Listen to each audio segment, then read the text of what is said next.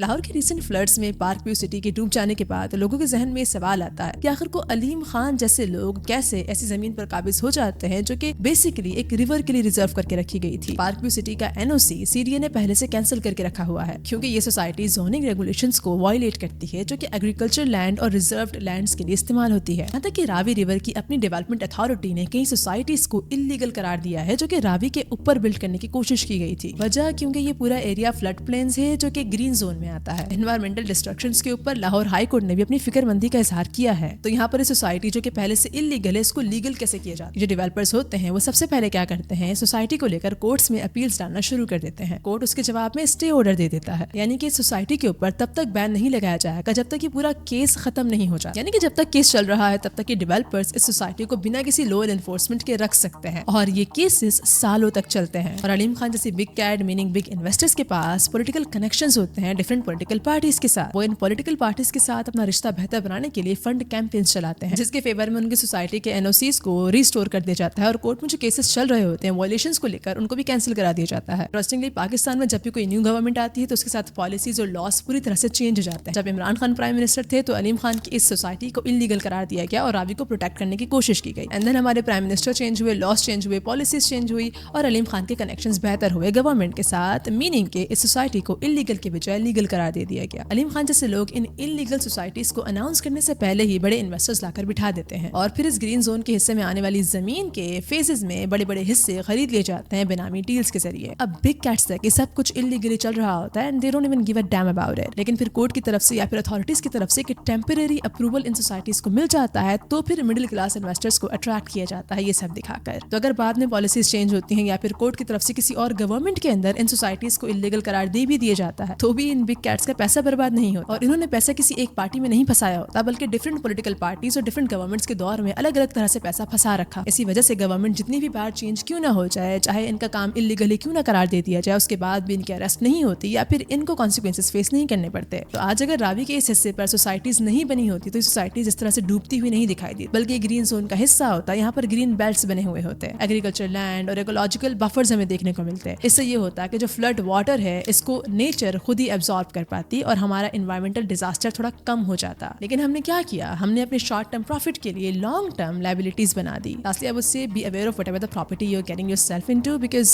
these big cats, they don't give a damn about you.